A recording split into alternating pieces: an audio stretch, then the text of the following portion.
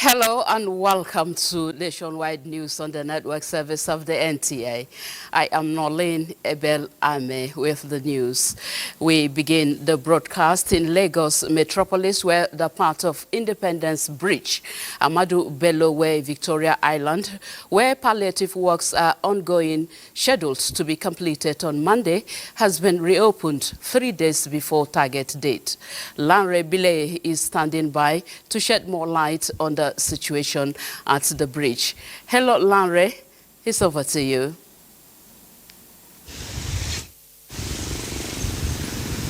Nolene, yes, the Independence Bridge, like you said, is opened for motorists and commuters to pass through. And around 1:35, 1:40 this afternoon, the minister opened up the bridge for people after affirming the integrity of the works done, the palliative work done there. So let's do a brief recap. On Wednesday, do you remember the unfortunate development of the gridlock that happened on Wednesday that resulted to most commuters and motorists in Lagos being stranded on the road? The minister flew in immediately to have a hands-on kind of management system on the whole situation. There and then, he gave a directive that by Monday, this coming Monday, that the road should be done. The palliative work there should be done. Being an engineer himself, he knows what he's talking about, obviously. But with the minister on ground, with the construction crew increasing the number of the crew workers, with all kinds of machines coming in, and even the workers in the Ministry of Works were here. They are taking turns to sleep in their cars for 3 good days. This was achieved today around 1:35, and the bridge is open for Lagosians and commuters to pass from, especially from the island to the mainland. I asked some of them that, what do you think about this road before I came on here? And it's been a sigh of relief because immediately it eased the traffic flow. I was at Falomo earlier this morning where I monitored the traffic flow, although it's easing up a little, but immediately this place was opened up. Obviously, people left that alternative route and moved towards this route to link to the mainland. And so, yes, it's open and people are moving in and out. And now we can boldly say that the traffic gridlock that is happening since Wednesday in Lagos is now a thing of the past, Nolene. All right, what are the residents actually saying? Are they happy with this development? Well, Nolene, the thing that really shocked some people passing through, because this is a business area, it's not really a residential area, it's a business area, is that I can see some of them in their cars taking out their phone and snapping the pictures that, wow, in 3 days, this is new. This is wonder of engineering, I beg your pardon, that you can achieve this within 3 days. They are taking out their phone to snap it. And I asked some of them, what do you feel? I said they are surprised that in 3 days, what they heard is Monday, and they are still like, okay, let's endure till Monday. But now it's Friday, and to take it, and for it to make it apt, Fridays from highland to mainland is always busy. You can see people moving out of the highland en masse because of the weekend to travel to their town, to travel to outskirts of Lagos, where some of them are living. So this came at the right time for them, and they are very happy. I would say a sigh of relief. Let me describe it that way. That's the apt word for it. It's a sigh of relief for people to go through. And I can see people, as I'm talking now, some people are bringing out their phones in their cars to snap the place. That isn't it the place that they said is not motorable that we are now passing through. And the minister affirmed, I said it earlier, affirmed the integrity of the bridge. Although there will still be a lot of construction work to be done at the pie caps that is under the bridge. But the minister said before that will be done, they will have consultations with people, there will be announcements, they will have a technical session with the people. All stakeholders will sit down and agree on what to do about that, Lonnie. All right, Larry, let me ask you, are the business activities really picking up as usual today?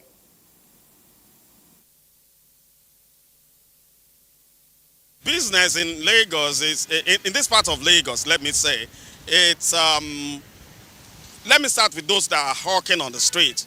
Obviously, they increased the price. Transporters increased the price.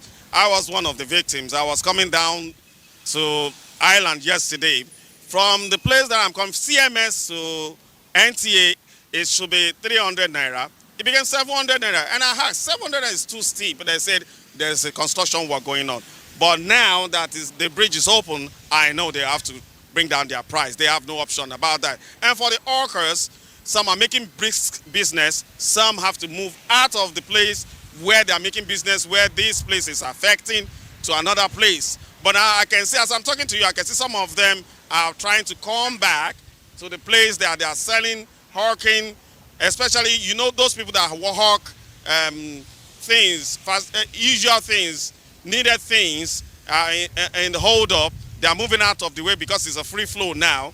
And hawkers are now coming back to their usual areas to sell business. And for the big business, the banks, the district, big business areas, it's a sigh of relief that they can come to work as early as possible, because since Wednesday, some of them have been coming to work late. But now, from Monday, they believe that they can come to work as early as possible and not get into problem with their bosses. Nolin. Thank you very much, Larry. We appreciate your contribution from Lagos.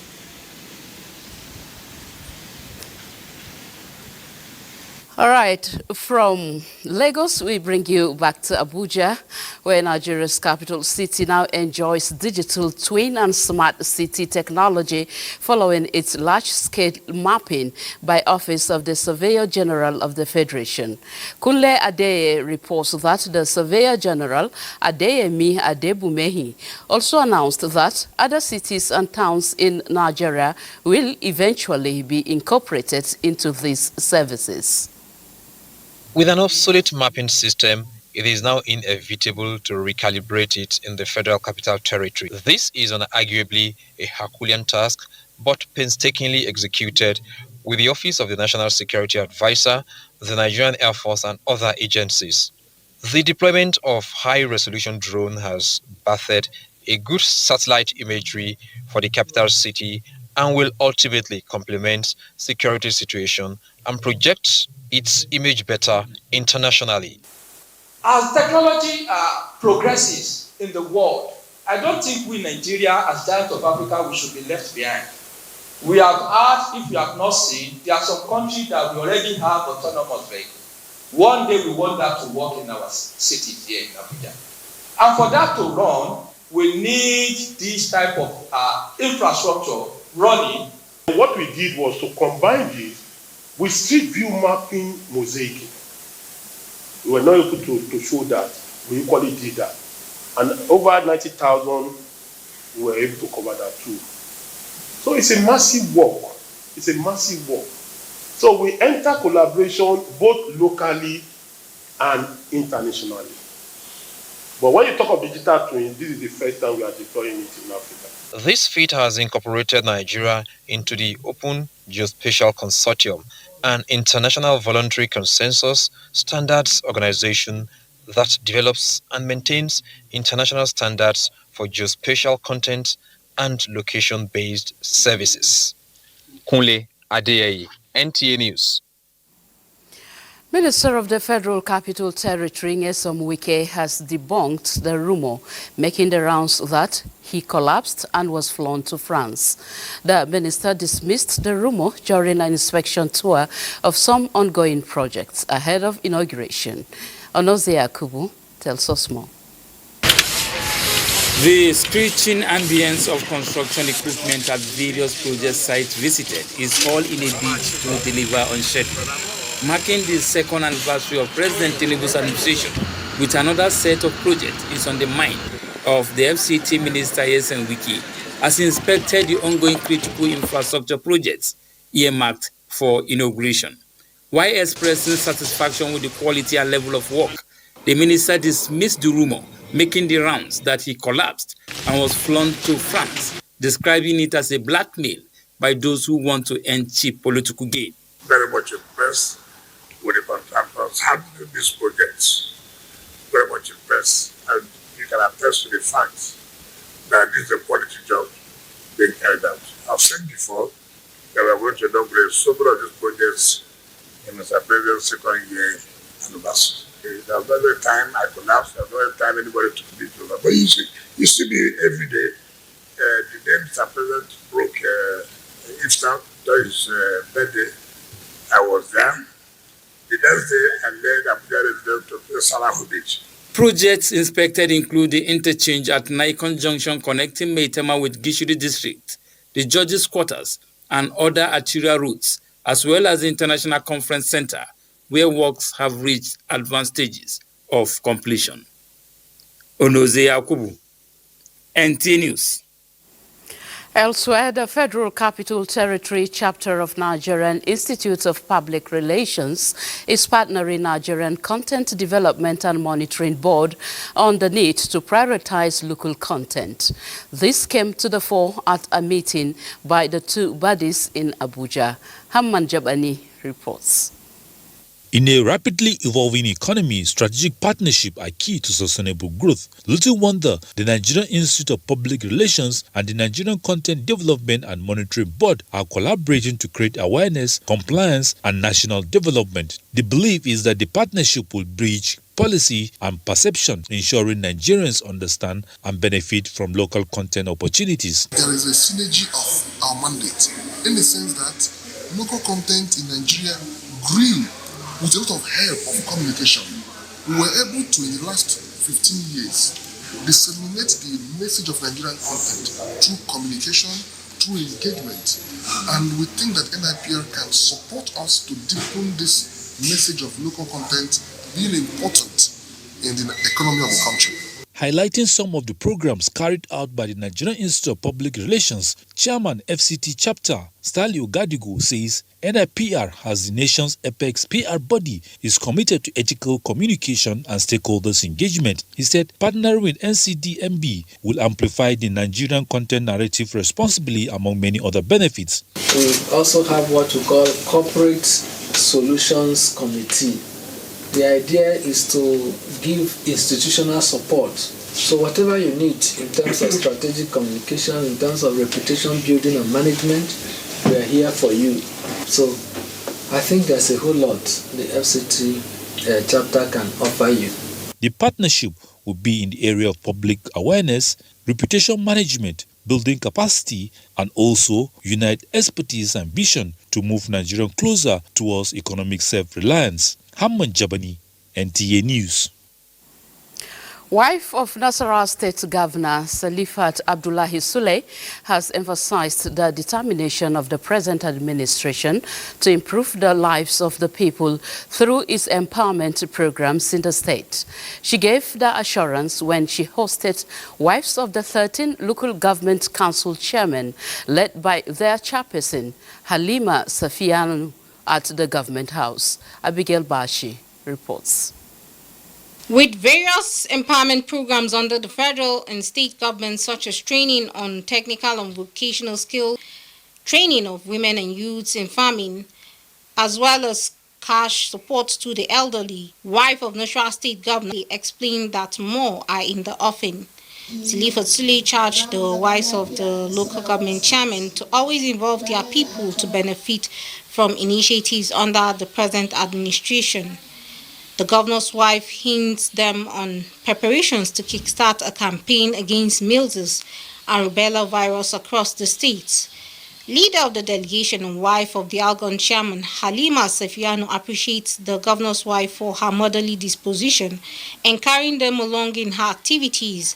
She prayed God to continue to grant her good health, success, and wisdom to do more for humanity. In Lafia, Abigail Bashi, NTA News. You're still watching Nationwide on the network service of the NTA. Our first commercial break beckons at this point. Stay with us. Thank you for staying with us on Nationwide. We shall now be joining Comfort Ayim in our Enugu studio for more reports from that axis. Hello, Comfort. Welcome to Enugu Network Center. A tripartite committee to investigate the remote and immediate causes of the fire incident that gutted a section of the Onitsha main market will soon be set up. The Commissioner of Police, Anambra State, Ikyoyo Rutugu, visited the scene of the fire outbreak during a security patrol across the state. Chinyere Okoye reports. During the patrol, the CP and his team visited the scene of fire incident at Ifejika by Wangene Street, a section of Onitsha Main Market, where goods worth several millions of naira and property were destroyed. We cannot stand by and properties, goods, and probably lives will be lost. Based on that, we are going to set up a tripartite committee. 1, of the police, 2, the general Onitsha market, and the people that operate in this industry. Most of our goods are packed here. We offload, we carry our goods down inside the market. Every business establishment needs to be proactive in emergency control. The CP used the opportunity to equally visit Fairgate Divisional Police Station, where he ordered the immediate release of husband and wife allegedly detained over minor offense. From Fairgate down to Bridgehead, executive members of Bus Drivers Association thanked the CP for going around the state and pledged their support for absolute return of economic activities in Onitsha and its environs on Mondays. In Onitsha, Chinyere Okoye, NTA News. More often than not, road accidents involving articulated vehicles, especially tankers carrying flammable content, are more disastrous than others due to the level of destruction they cause. Each incident sparks serious public outrage and raises significant concerns. What can be done to prevent the recurrence of tanker explosion on Nigerian roads? Are there options for victims and other affected persons? These and other issues will be addressed in this report by our correspondent, Chika Okore. Road mishaps often rear their ugly heads due to bad infrastructure, drunk driving, overspeeding, and faulty vehicles. Though unforeseen circumstances cannot be entirely ruled out, thereby leaving behind significant damage along the way. This incident of falling tankers has so many parts. One is the human part, then the mechanical part of it. So when you see a tanker bearing fuel, be careful. On January 25, 2025, a tanker explosion occurred at Ugwuonyama on the Enugu-Onitsha Expressway in Enugu State, where the Federal Road Safety Corps put the casualty figure at 31.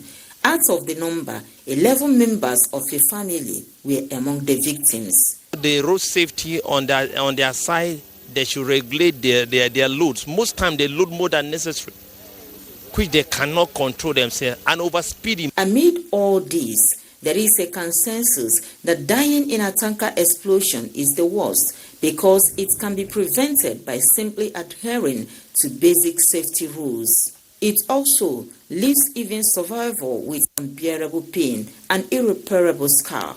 How can this be prevented? Let there be a law that is made that will stop these tankers from moving during the day. In all of this, if explosion can be prevented by installing anti-spill devices in cases of a tanker fall, the lower class should see fuel scooping as a death sentence. This is a campaign National Orientation Agency is currently pursuing. In Enugu, Chika Okore, NTA News. And that's a pocket from Enugu Network Center. Let's now take you back to Abuja for continuity. Thank you very much, Comfort Ayim. Now to court proceedings. The Federal High Court sitting in Abuja has adjourned the suit filed by Senator Natasha Akpoti-Aduaghan against the Senate to May 12, 2025 for further hearing. The presiding judge, Justice Binta Nyako, gave the order at the commencement of hearing of the matter in Abuja. Dele Atumbi of our judiciary desk reports. Parties in this matter are Senator Natasha Akpoti-Aduaghan as plaintiff, Clerk of the National Assembly, the Senate, President of the Senate, Senator Godswill Akpabio, and the Chairman, Senate Committee on Ethics, Privileges and Code of Conduct are all respondents. The substantive matter before the court is the suspension of Senator Natasha by the Senate At the resumed hearing of the matter afresh due to the recusal of the trial judge, the new trial judge, Justice Binta Nyako, restrained all parties from granting media interviews during the pendency of the case. Justice Binta Nyako issued the order following the complaints by the counsel to the third respondent in the matter that the plaintiff was granting media interviews on the matters that are sub judice. The court equally barred all counsel in the matter from granting media interviews on issues relating to the case currently pending before the court. Before the recusal of the first trial judge on alleged bias, the Senate President has instituted an interlocutory appeal challenging the jurisdiction of the trial court before the Court of Appeal. The Court of Appeal has adjourned the matter to the 7th of April 2025 for further hearing. Justice Binta Nyako is the second judicial officer to adjudicate over the matter, and the matter is starting afresh. In Abuja, Dele Atumbi, NTA News. The Federal Road Safety Corps FRSC has described as fake a viral fabricated video interview suspected to be AI-generated, circulating on social media space, purportedly showing the Corps Public Education Officer, Assistant Corps Marshal Olusegun Ogunbimedi, speaking on security actions allegedly undertaken by FRSC regarding the alleged assassination of one Kingsley Ekweme. The Corps says the video is entirely false, misleading and fabricated, as it does not issue any statement or comment on any alleged assassination, and the Corps Public Education Officer did not participate in any video or interview regarding the matter, as the Corps does not operate outside its statutory mandate. The Corps, however, wishes to urge the public to disregard the video and be cautious of fake news and misinformation. With communities demanding stronger protection and faster response to local threats, Osun's security architecture has received a boost for the task as the Western Nigeria Security Network, known as Amotekun, expanded its ranks and reach recently. Femi Afariogun looks at the complementary role of the security network in curbing crimes in Osun. From kidnapping to highway robberies, farm invasions and local disputes, Western Nigeria Security Network, Amotekun, has become a key player in grassroots policing in southwest Nigeria. The latest move by the Osun State government, with the recruitment of over 1,000 cadets, is designed to ensure the corps is more visible, responsive, and well-coordinated. Want to charge the new training to demonstrate patriotic commitment to the service. You must be a dedicated anti-crime fighter. You must avoid corruption and other conduct that violate the law. Keeping communities safe takes more than just patrol, as the Amotekun Corps says. People who know the terrain have been trained to act fast during crisis. These recruits underwent rigorous drill on armed combat, intelligence gathering, crime prevention techniques, weapon handling, communications, field tactics, and the fundamental of community policing. As Osun intensifies its drive for peace and security, Amotekun is now well positioned to work alongside police and other security agencies in the state. In Osogbo, Femi Afariogun, NTA News. Now let's join our reporter live in Osogbo. Of course, Femi is there. Femi, the report mentions that over 1,000 new Amotekun cadets have been recruited. Is their impact already being felt across the state?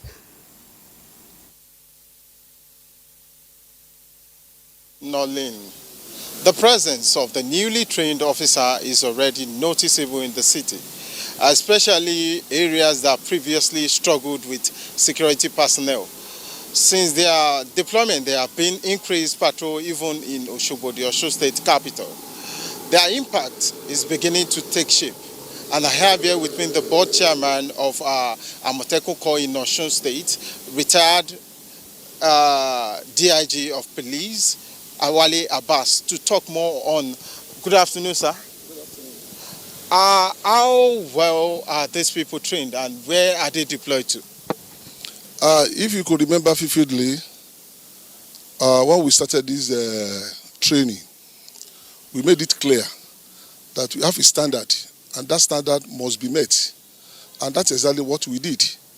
And the caliber of people we recruited, they are the people that can really do the job. And what is the job? Securing the lives and property of Osun State people. And that has always been the theme of the governor. Okay, so are you making sure you are synergizing with other security agencies and other Amotekun Corps in other states? Yeah, we have some contiguous states that are equally part of the Amotekun network. We are doing the job with them. And apart from that, we cannot do it alone. Don't forget, the setting up of Amotekun is not in parallel with other sister agencies, security agencies. We are to work closely with the police, military, DSS. We are to complement their effort. And that is the basis of our recruitment, and that is the basis of the training. The kind of orientation we give them is to ensure that they are in line with the dictates of the Constitution, apart from the state law that established Amotekun. So what we are doing is to ensure that we collaborate with other sister agencies to ensure we have crime-free society in Osun State. In terms of reaching out to the grassroots, how well are you posting these newly recruited cadets? What we are doing is in line with the concept of community policing. We brought these people out from their community. They are going back to their community. And that is because they understand the terrain, the topography of their area.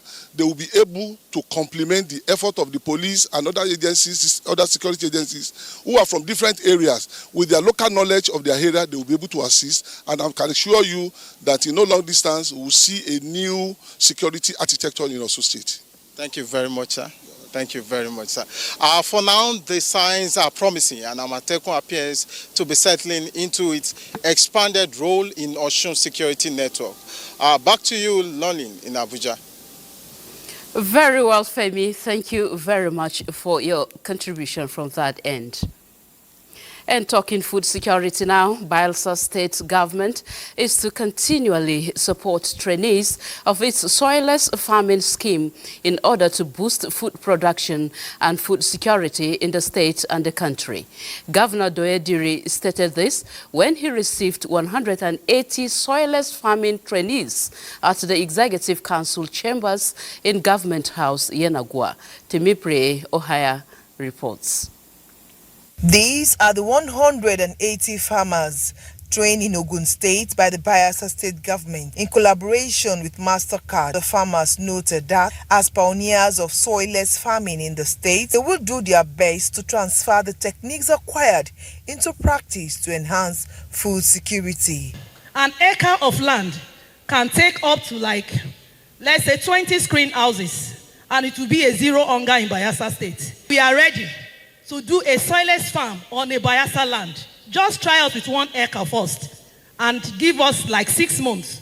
And you will notice that the state have enough to eat. I won't be able to be going outside to be getting all these things we put on the frames. To thank you for approving and supporting the facilitation of youths for training in Ogun State with respect to soilless farming. We know the importance of agriculture, the importance of food.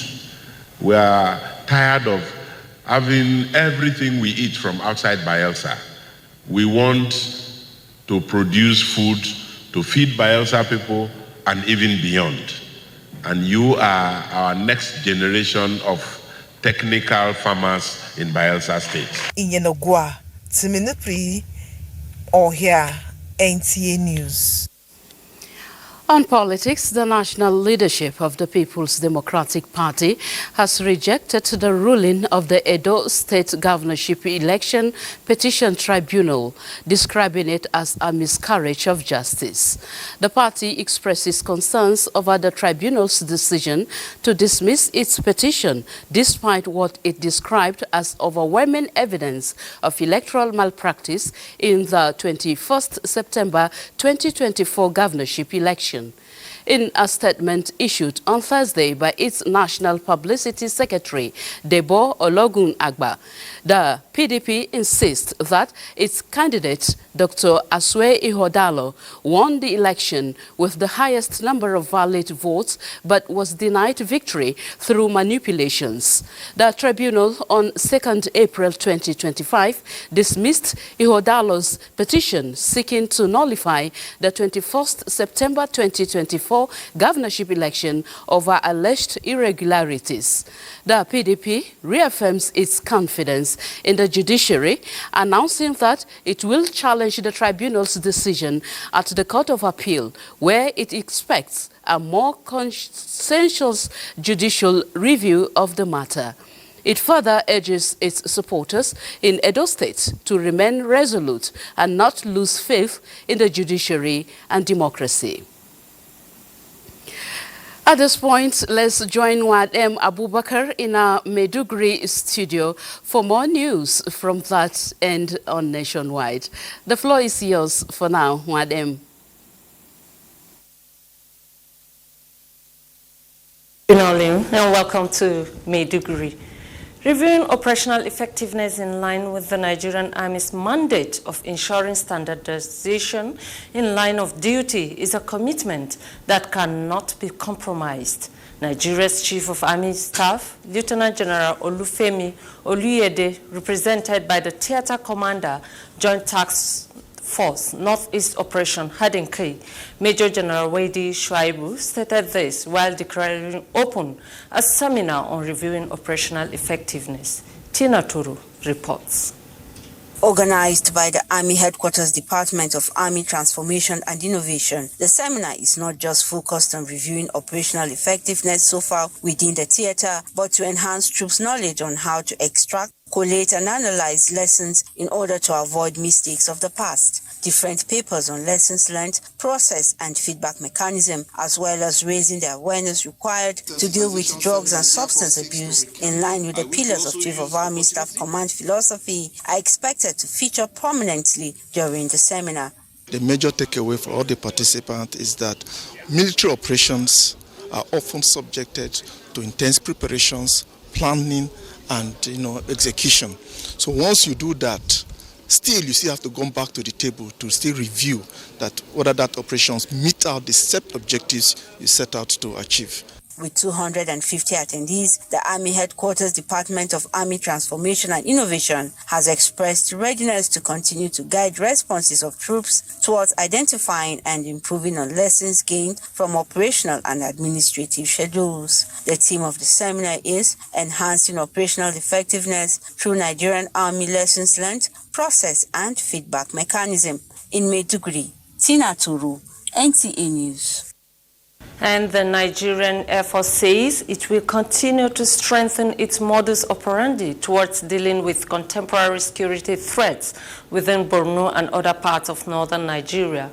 Nigeria's Chief of Air Staff, Air Marshal Hassan Bala Abubakar, represented by Air Officer Commanding Tactical Air Command, Air Vice Marshal Elijah Ororowa Ibimobo Ibiowe, made this statement during an Eid al-Fitr luncheon with personnel of Air Component JTF Northeast Operation Hadinkai 105 Composite Group of the Nigerian Air Force in Maiduguri. Again, Tina Toru reports.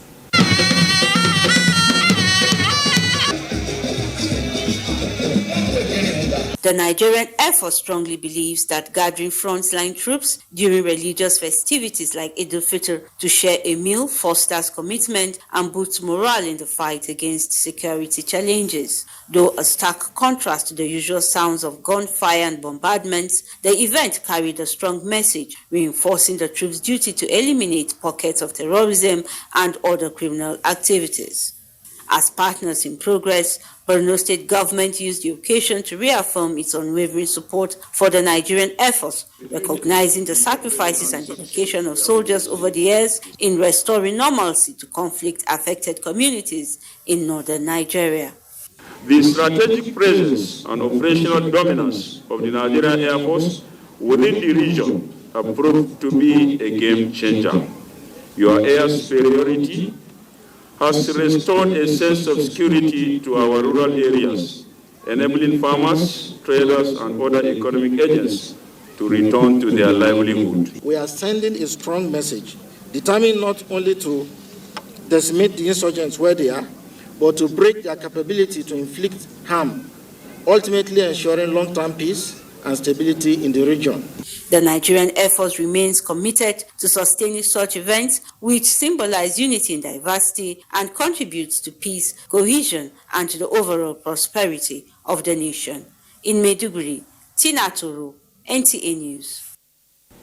And that is our contribution from Maiduguri. It is back to Nolin in Abuja for the continuation of Nationwide. Good evening.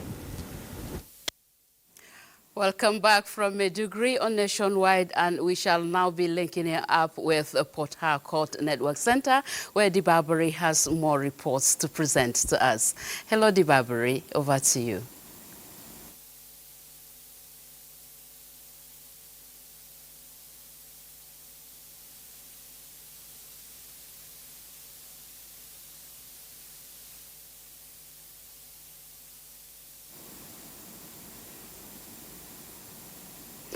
We are sorry we couldn't hear Dibabari in our network center in Port Harcourt.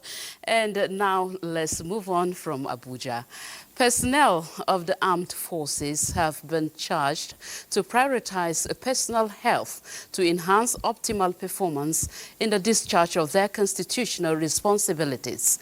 This came to the fore at a workshop organized for members of Nigerian Defense Academy 51 regular course. In a lecture during the session, the need for regular medical checkup and physical exercise were stressed to enhance physical well-being.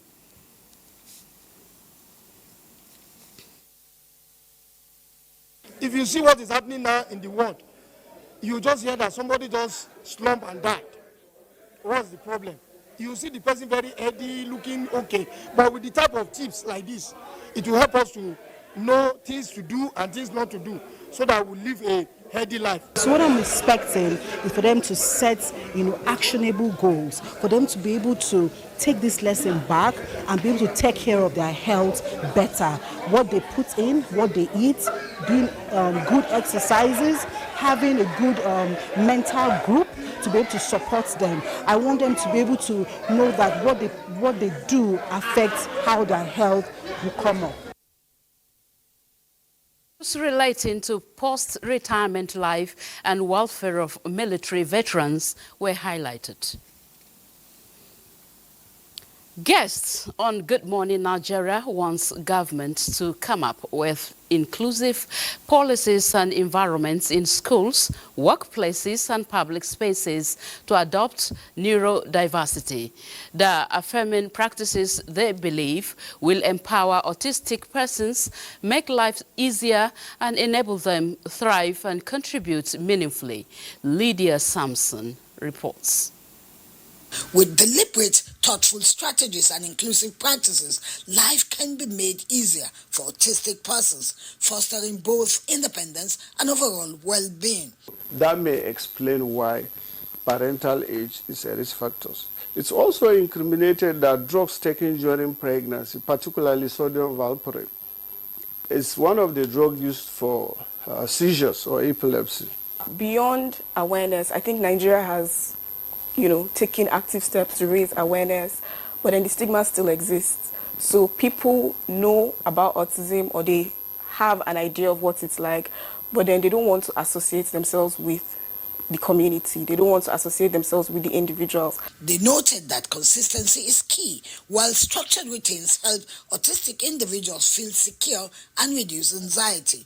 The girls emphasized that predictable schedules for meals, therapy, and activities can provide stability. You have to keep hope alive and keep working towards making a better life for your child. For government, they should come up with programs to train professionals, support parents, that so that it can be easier for them, and also create more awareness for early intervention. They acknowledge by fostering empathy and embracing diversity, society can ensure autistic persons thrive in every aspect of life. In Abuja, Lydia Samson, NTA News. In other news, the Christian Association of Nigeria and human rights activists are appealing to the federal government to give more priorities to oil-producing communities in the Niger Delta through the provision of basic amenities. Elizabeth Omori reports that the human rights activists at a media briefing in Abuja stressed the need to deepen awareness on the implications of environmental degradation in the region. Should collaborate to improve healthcare infrastructure, particularly in rural areas, by building and equipping hospitals and clinics and implementing affordable healthcare programs. All the people from Niger Delta to be united, doing things legally right, following the right procedures to demand for what belongs to us. We thank the government of Nigeria for the many recommendations that it accepted at the last Universal Periodic Review of Nigeria last year, and we stand ready to support the government as it moves forward to implementation of those recommendations. They also noted that with the recent renewed call for oil exploration in Ogoniland, the Nigerian government and international oil companies are expected to prioritize the welfare of the people for all-round development. Let's join Olumide Eguntola for stories from the sporting world. 6 teams of the 24 clubs that registered for the 2025 African Women's Volleyball Club Championship will be in action Friday in Abuja as the championship enters day 2. All the teams are targeting victory to ascertain their contention for the first prize. In basketball, Nigeria's representatives at the 5th season of the Basketball African League, Rivers Upas, continued their training sessions in Rabat, Morocco Friday. The Kingsmen arrived Rabat on Wednesday and played some friendly games as part of preparations ahead of the league. Rivers Upas will open their campaign against Stade Malien on Saturday, 5th April at the Prince Moulay Abdallah Sports Complex, Rabat, Morocco. In football, actions resumed this weekend in the round 32 matches of the Women's President Federation's Cup as defending champions Rivers Angels take on Moje Queens from Kwara State, among other matches. In another news, the National Institute for Sport, NIS 4th batch of grassroots coaches training